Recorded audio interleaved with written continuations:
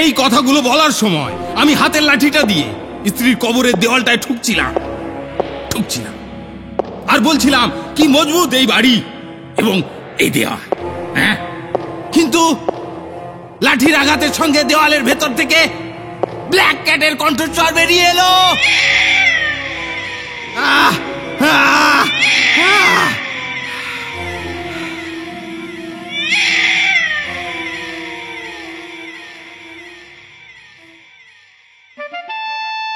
প্রদীপের গল্প স্বল্প, শুধুমাত্র ফান্টানে। এখানে থাকছে কিছু রহস্য, কিছু ভয়, কিছু হাসি, কিছু প্রেম আর অনেক কাহিনী। Any digital copy of this content leading to piracy is a crime. এই গল্পের যে কোনো পাইরেসির বিরুদ্ধে আইনানুগ ব্যবস্থা নেওয়া হবে। পাইরেসি দণ্ডনীয় অপরাধ। দয়া করে পাইরেসি করবেন না এবং পাইরেসি সাপোর্ট করবেন না।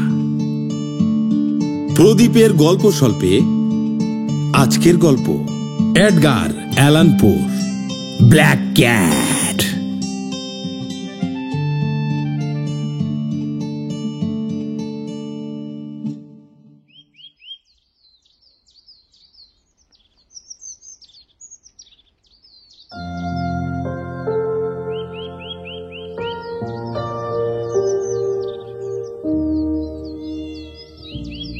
ছেলেবেলায় আমার স্বভাব ছিল খুব শান্ত আর স্নেহপ্রবণ। আমার স্নেহদরদী মনের জন্য বন্ধুরা আমাকে নিয়ে রসিকতা ঠাট্টাও করত। আমি পশু পাখি জীবজন্তু খুব ভালোবাসতাম আর জন্তু জানোয়ার পোষারও খুব শখ ছিল। এ ব্যাপারে আমার বাবা মা খুব উৎসাহ দিতেন। পোষা জন্তুদের সম্পূর্ণ রক্ষণাবেক্ষণের দায়িত্ব আমার ওপরেই ছিল। ওদের খাওয়াতে ও আদর করতে আমার খুব ভালো লাগতো, আর এসব করতেই আমার বেশিরভাগ সময় কেটে যেত। আমি এইসব করতে করতেই বড় হতে লাগলাম। বড় হয়েও আমার চরিত্রের প্রধান আনন্দ ও আকর্ষণের দিক ছিল এই জন্তু জানোয়ার পোষা। যারা বিশ্বাসী আর চতুর কুকুর পুষেছেন তারা নিশ্চয়ই জানেন এই বিশেষ আনন্দের দিকটি কতখানি হৃদয় অধিকার করে থাকে। বিশেষ করে যাদের জীবনে তুচ্ছ বন্ধুত্ব বা ভঙ্গুর বিশ্বস্ততার পরিচয়ের কোনো সুযোগ ঘটেছে, তারা সবচেয়ে বেশি হৃদয়ঙ্গম করতে পারেন এই পোষা জন্তু জানোয়ারের নিঃস্বার্থ ভালোবাসার লক্ষণগুলো। খুব অল্প বয়সেই আমার বিবাহ হয়েছিল। আমার আরো সৌভাগ্য যে স্ত্রীর সঙ্গে আমার মনেরও যথেষ্ট মিল ছিল। আমার জন্তু জানোয়ার পোষ মানানোর শখ দেখে উনিও উৎসাহ দিতেন। তিনিও কিছু কিছু প্রাণী সংগ্রহ করতে লাগলেন। আমাদের নানা রকমের পাখি, সোনালী মাছ, একটি খুব সুন্দর কুকুর, কতগুলো ইঁদুর, ছোট একটা বাঁদর ছিল, আর ছিল একটি বেড়াল। আমাদের বেড়ালটা ছিল খুব বুদ্ধিমান। ওর চেহারা ছিল বেশ বড় সড়ো আর সমস্ত দেহটা কালো রঙের। আমার স্ত্রী কুসংস্কার মুক্ত ছিল, তবুও বেড়ালটার বুদ্ধির জন্য কথা উঠত তখন। তিনি বলতেন আগের দিনে কালো বেড়ালকে ছদ্মবেশী ডাইনি বলে মনে হতো। বেড়ালটার নাম রেখেছিলাম প্লুটো। ও ছিল আমার সবচেয়ে প্রিয় এবং খেলার সাথী। ওকে কেবল আমিই খাওয়াতাম। বাড়ির মধ্যে সর্বদাই ও আমার পাশে পাশে ঘুরত। ওকে ছাড়া বাড়ির বাইরে বেরোনো খুব কষ্টকর ছিল। বেশ কয়েক বছর ওর সঙ্গে আমার স্থায়ী বন্ধুত্ব হয়েছিল। সংকোচের সঙ্গেই স্বীকার করছি, এই সময় এক ধরনের শয়তানি, অসহিষ্ণুতা আমার চরিত্রগত হয়ে পড়েছিল। ক্রমে আমি খেয়ালি আর খিটখিটে হয়ে উঠলাম।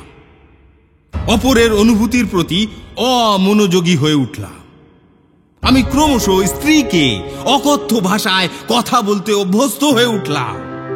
শেষ পর্যন্ত তার উপর দৈহিক উৎপীড়ন শুরু করলাম।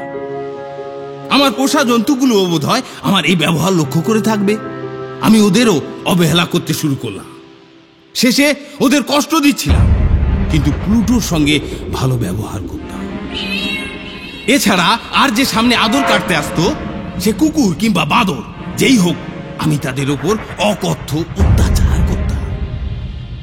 আমার তার জন্য মনে কষ্ট হতো না। আমি মধ্যশক্তির মতো এ ব্যাধি আমার মধ্যে ধীরে ধীরে প্রবল আকার ধারণ করল। আর শেষ পর্যন্ত প্লুটো আমার অত্যাচারের হাত থেকে রেহাই পেল না। সেও আমার চরিত্রের পরিবর্তন লক্ষ্য করলো। একদিন শহরের একটা আড্ডা থেকে খুব মদ গিলে এসে আমার মনে হলো প্লুটো যেন আমায় এড়িয়ে যেতে চাইছে। তখনই আমি ওকে ধরে ফেললাম, আর ও সঙ্গে সঙ্গে ভয় পেয়ে আমার হাতে কামড়ে একটা ছোট ক্ষত সৃষ্টি করলো। মুহূর্তের মধ্যে আমার ভেতরের ক্রুদ্ধ শয়তান জেগে উঠল। আমি যেন জ্ঞানহারা হয়ে পড়লাম। আমার আদিম মানবিক সত্তাটি রক্ত মাংসের দেহটাকে পরিত্যাগ করে কোথায় যেন হারিয়ে গেল। নেশার ঝোঁকে আমার শয়তানি বৃত্তি পাশবিক প্রবৃত্তিকে জাগিয়ে তুলল। আমি পকেট থেকে একটা ধারালো ছুরি বের করে ফেললাম। তারপর ধীরে সুস্থে বেড়ালটার গলা চেপে ধরে ছুরিটা দিয়ে তার একটা চোখ কেটে বের করে আনলাম। এই পাশবিক অত্যাচারের বর্ণনা দিতে গিয়ে আমি অনুশোচনায় দগ্ধ হচ্ছিলাম। পরের দিন ঘুম থেকে উঠে আমার নিজেকে অপরাধী মনে হচ্ছিল, কিন্তু বিবেকের ওপর তার কোনো ছায়াপাত হয়নি। ফলে আমি আবার পূর্বের স্বভাবে অভ্যস্ত হয়ে উঠলাম এবং মদের নেশায় সবকিছু বিস্মৃতির অতলে হারিয়ে ফেললাম। এদিকে বেড়ালটা সুস্থ হয়ে উঠল। ওর শূন্য চক্ষু কোটরটা খুব খারাপ লাগতো। মনে হতো ওর কোনো যন্ত্রণা নেই। ও কিন্তু আগের মতোই সারা বাড়িতে ঘুরে বেড়াচ্ছে দেখলাম, কিন্তু আমাকে দেখলেই ভয়ে সরে যাচ্ছে। আমার পোষা প্রিয় ভালোবাসার বেড়ালটার কাছ থেকে এরকম ব্যবহার আমার খুব খারাপ লাগলো। ক্রমে আমার কাছে এটা বিরক্তিকর হয়ে উঠল। ততদিনে আমার বিবেকের বোধহয় সম্পূর্ণ অপমৃত্যু হয়েছে। আমার মধ্যে পাশবিক বৃত্তিগুলো ক্রমে দৃঢ় হয়ে উঠেছে। বুঝতে পারতাম যে আদিম চরিত্র মানুষের মনকে একটা বিশেষ রূপ দেয়। মানুষ উচিত নয় জেনেও তো জীবনে অসংখ্য অন্যায় কাজ করে। তেমনি আমার জীবনকে সম্পূর্ণ নষ্ট করে দেবার জন্য আমার চরিত্রের উচ্ছৃঙ্খলতা তার চরম রূপ নিয়ে প্রকাশিত হল।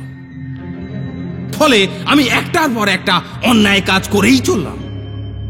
যারা আমার কোনো ক্ষতি করেনি তাদের বিরুদ্ধেই আমার যত অন্যায় অবিচার। আর এজন্য এক অব্যক্ত যন্ত্রণা নিঃশব্দে ভোগ করতে শুরু করলাম। একদিন সজ্ঞানী ধীর স্থির মস্তিষ্কে বেড়ালটার গলায় ফাঁস দিয়ে তাকে গাছের ডালে ঝুলিয়ে ওকে ফাঁসি দেওয়ার সময় আমার চোখ দিয়ে জলধারা বইছে আর বুকখানা ব্যথায় ভেঙে যাচ্ছে। আমি ভালো করেই জানতাম ও আমাকে খুব ভালোবাসতো আর কোনো ক্ষতি করেনি। আমি যে ভয়ঙ্কর এক পাপ করলাম, আর এই পাপের জন্য আমার আত্মা কোনোদিন শান্তি পাবে না, এসবই আমি বুঝতে পারছিলাম।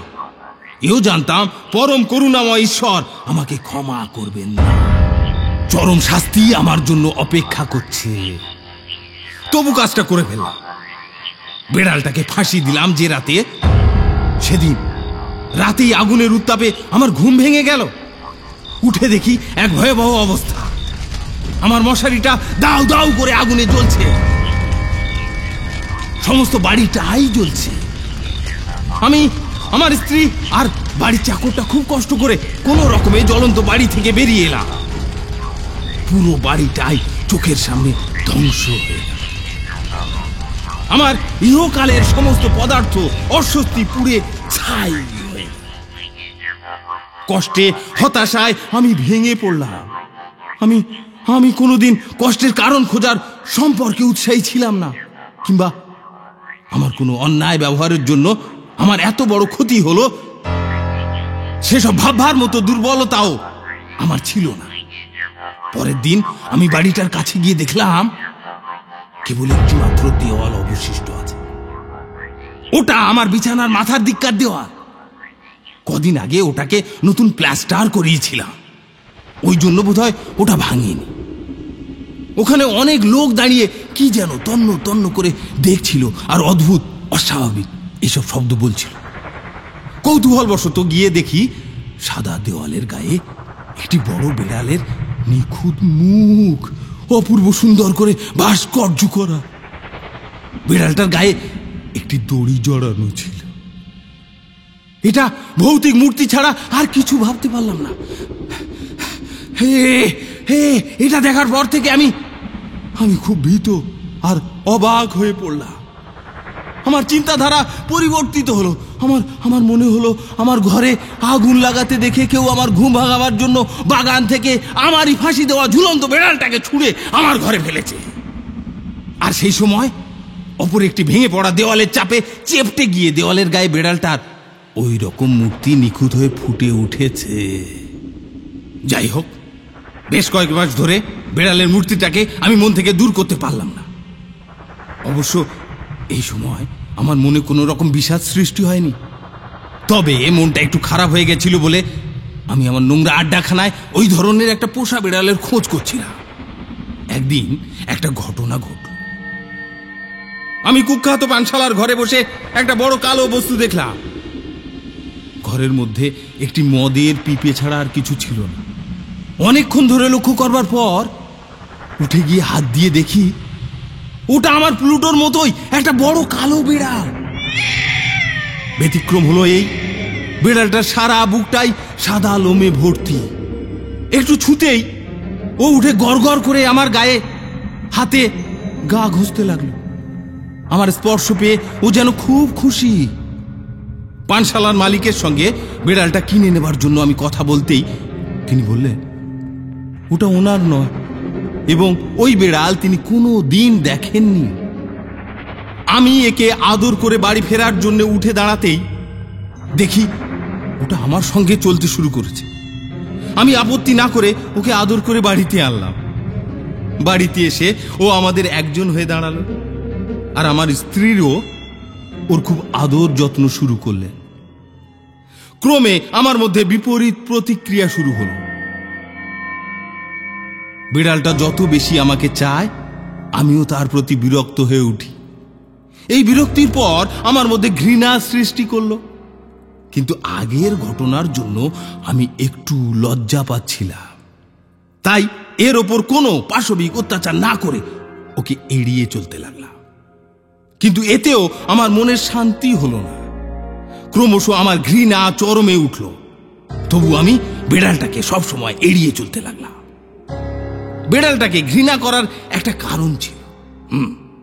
ওকে আনার পরের দিন দেখেছিলাম প্লুটোর মতো এরও একটি চোখ নেই। আর এই জন্য ও আমার স্ত্রীর বেশি প্রিয় হয়েছিল। তার দরদি মন আরো কোমল প্রকৃতির ছিল। অবশ্য এককালে এগুলির জন্য আমি গভীর আনন্দ পেতাম। আমি যত বেশি বিড়ালটাকে ঘৃণা করতে লাগলাম, বিড়ালটা তত বেশি নাছোড়বান্দা হয়ে আমার পেছনে আদরের জন্য ঘুরতে লাগলো। মাঝে মাঝে ওর আবদারে অতিষ্ঠ হয়ে মনে হতো একটা প্রচন্ড ঘুষি মেরে ওকে শেষ করে ফেলি।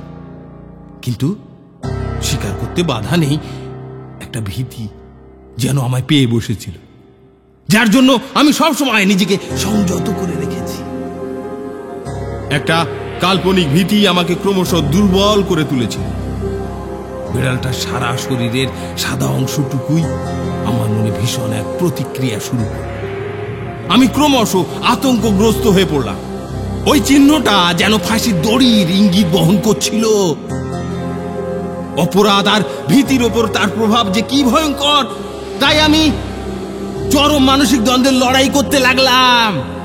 আজ আমি মানুষের পক্ষে কল্পনাতীত দুর্ভাগ্যের অধিকারী, আর এই দুর্ভাগ্যের কারণ একটা নিষ্ঠুর পশু, যার মতো অন্য আর একটাকে আমি নির্মমভাবে হত্যা করেছি। দিনে রাতে আমি অশান্তিতে থেকেছি, রাতে দুঃস্বপ্নের আতঙ্কে বারবার আমার নিদ্রা ভঙ্গ হতে লাগে। আর সেই সময় আমি অনুভব করতাম একটা ভারী প্রাণী আমার বুকের ওপর চেপে বসে তার উত্তপ্ত শ্বাস আমার মুখে ফেলছে।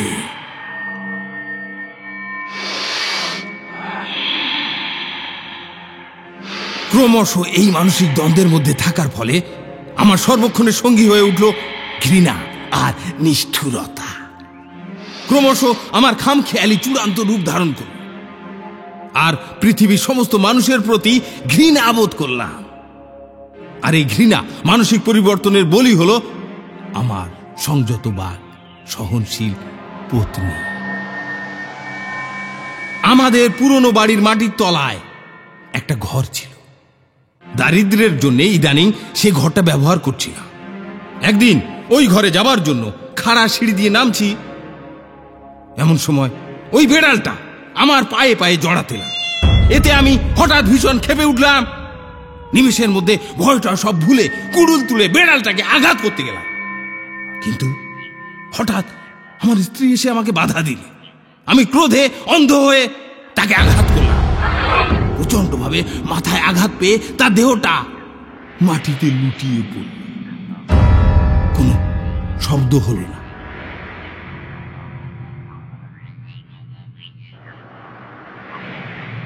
নিঃশব্দে আমার পত্নীর মৃত্যু হলো।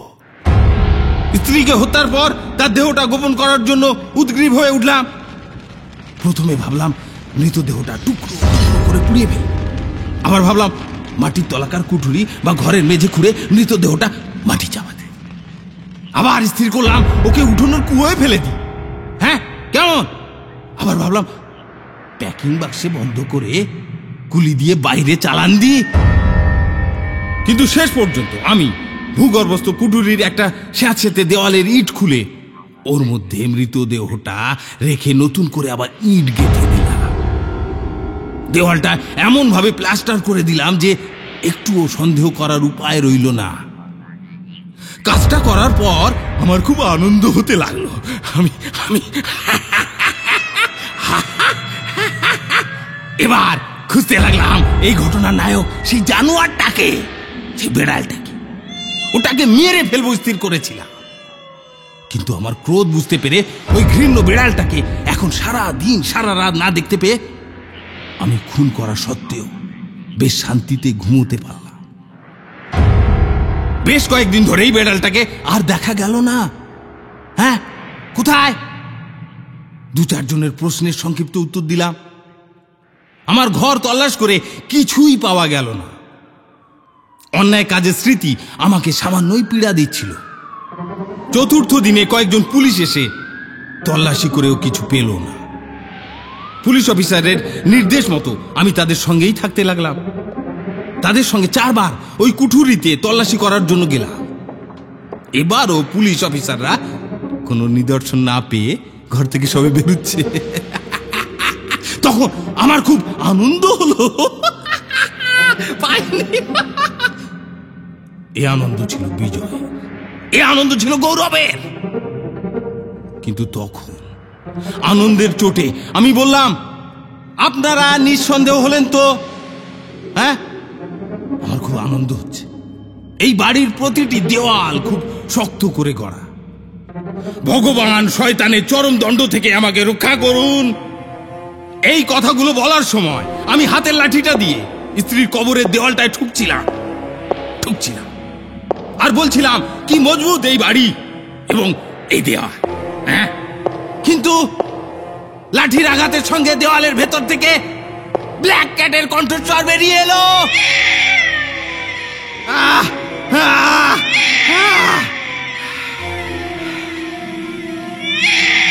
সেই মুহূর্তের অবস্থার কথা বর্ণনা করার শক্তি নেই। আমি হেলান দিয়ে দেওয়ালের গায়ে দাঁড়িয়ে পড়লাম। ভয়ে আর বিস্ময়ে পুলিশের লোকেরা ঘরে ঢুকে দেওয়ালটাকে ভেঙে ফেলল। বেরিয়ে এলো রক্ত মাখা বিকৃত মৃতদেহটা। আর যে ব্ল্যাক ক্যাটের জন্য এই হত্যাকাণ্ড হয়েছিল, সে এক চোখ আগুন নিয়ে লাল রঙের বিকৃত মুখে মৃতদেহর মাথার উপর বসে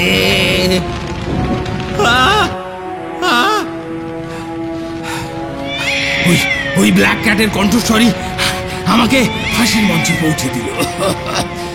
আমি আমি আমি মৃতদেহটা কবর দেওয়ার সময় কখন যে ওটাকেই কবরের মধ্যে আটকে ফেলেছিলাম, হ্যাঁ হ্যাঁ, জানি না জানি না জানি।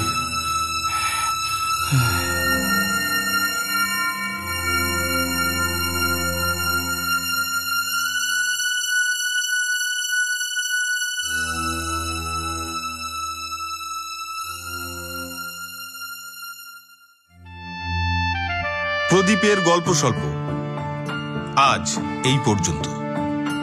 পরের সপ্তাহে শনিবার ঠিক বিকেল 5টায় হাজির হব এক নতুন গল্প নিয়ে। শুনছেন তো আপনি? অন্যকে শোনানোর জন্য like, share and subscribe my channel ফান্টান।